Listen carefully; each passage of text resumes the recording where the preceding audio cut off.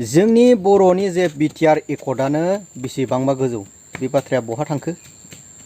BTR accord मोननाय लोगो BTR प्रतिश्रुति खालामनाय लोगो लोगो जोंनि बड'लेण्डआ जाबाय बहा जाखो? माजों लोगो जाबाय खैफोदनि समाव थानांगौमोन बियो मानो दहराजों थांनानै लोगो जाहैखो बेलाय ओंखायनो जों खाम्फाखौ सैला BTCनि खुंथाय गोहोआव थानाय दा थांनाय बोसोरफ्राव 5 बोसोर मावलांनाय चिफ मावनाव गेदेर प्रमद बर' सार आरो UPPLनि दा माखासे दैदेननायखौ मोजां मोनला नामा?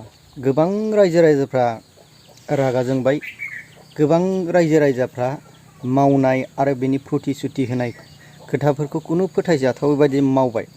दा बेनिखायनो रायजो राजाया फैबाय थानाय BTC बिसायख'थियाव मानाव गेदेर आगोलनि एक्स चिफ हाग्रामा महिलारिखौनो खावलायफिनदों। बियो आंनि खोथा नङा, रायजोफोर नोंथांमोनहा नायनानै लाग्रो।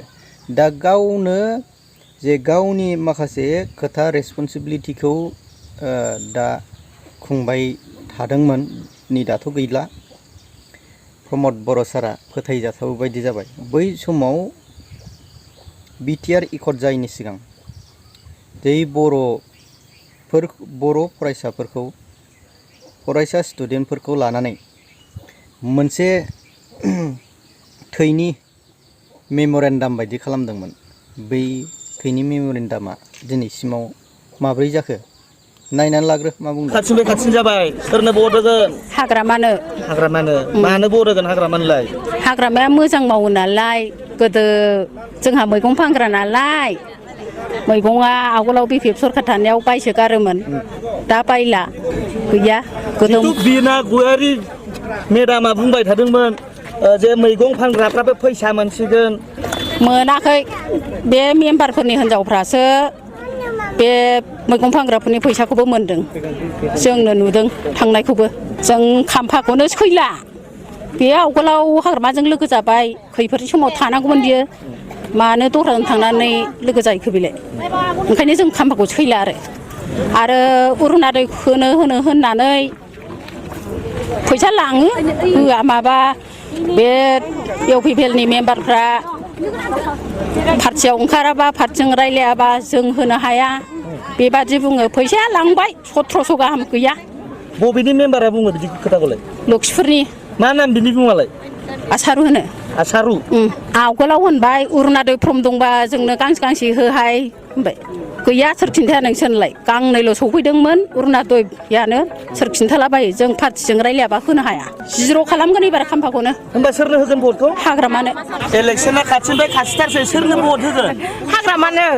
मानो हाग्रामानो भट होनांगौ? बे मोजां मावलांगोन नालाय ओंखायनो होगोन। होमबा बरगयारिनो मानो भट होआ? बिसोर मोजां मावाखिसै नालाय। माखौ मोजां मावाखै?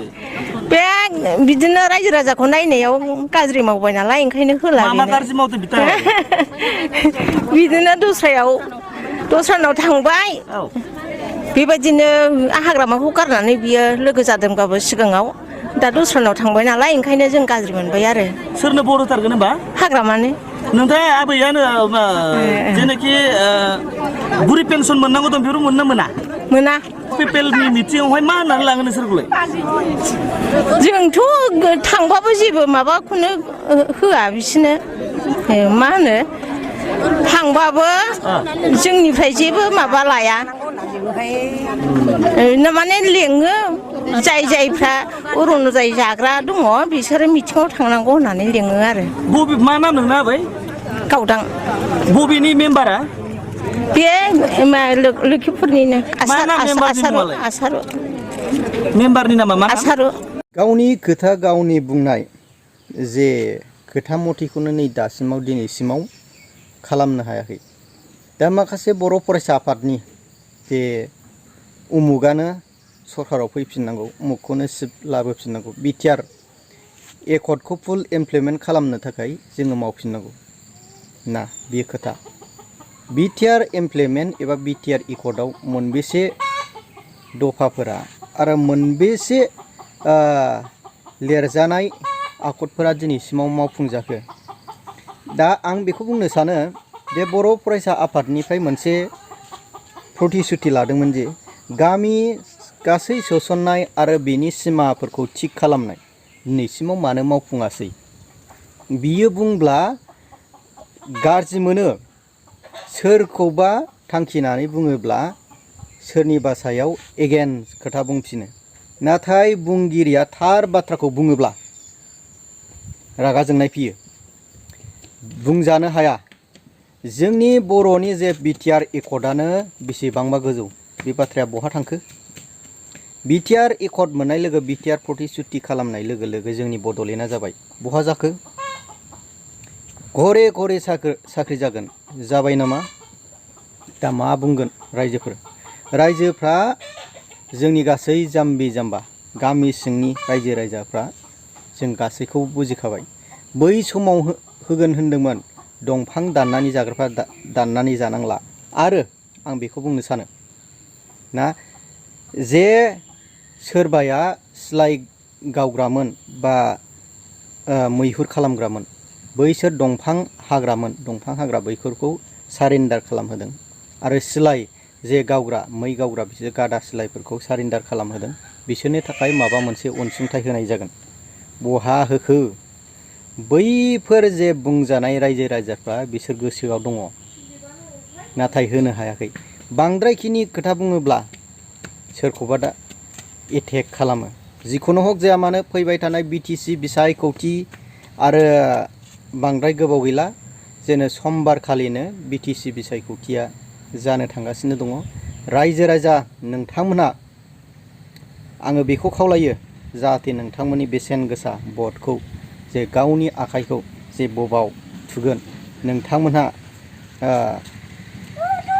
बिखायाव खनसे आखाइखौ होनानै सान्थि भाबै जे नोंनि भटखौ होयो आरो आं बेखौ बुंनो सानो जे मानाव गेदेर रन्जन दैमारि जे साराबो गवाखै बे गयैनि लेखायाव बे रन्जन दैमारि सारखौ गहोनो थाखाय दा पावाराव लाबोनो थाखाय दा मोनसे गोदान आफाद दं दा बेयावबो नोंथांमोनहा सिन्था खालामनानै दा नोंनि भटखौ बहा होगोन नोंनि बिखायाव खनसे आखाइखौ हाबखांनानै जेब्ला भटखौ थुनोसै अब्ला 2-3 सेकेन्डसो साननानै नोंनि भटखौ होदो आरो जे नोंथाङा जे रन्जन दैमारि सारखौ जुदि गजानो लुगैयाब्ला बियो मोनसे बिर दैमालु जोहोलावा जेरै साव होनानै गालांदों बैबायदि गेदेर बर' हारियाव सावा जाबावगोन होननानै आङो सानो नाथाय रन्जन दैमारि सारा आंखौ बख'दो आङो बर' रायजो राजानि थाखायनो आङो दावहा नांदोंमोन बेबायदि बुङाखै आङो दावहा नांनानै बर' हारिनि थाखाय जोबनानै जिउ गारनाया आंनि थाखाय व्यक्ति थाखाय नङा बियो आंनि गासै बर' रायजो राजानि थाखाय जारिमिन जानानै थागोन दा आङो बांद्राय खोथाखौ बुंनो सानला रायजोफोर नोंथांमोनहा जे भिडिअखौ मोजां मोनदोंब्ला जायखिया चेनेलाव गोदान चेनेलखौ साबस्क्राइब खालामदो आरो कमेन्टनि गेजेरजों फोरमायहरबानो जाबाय।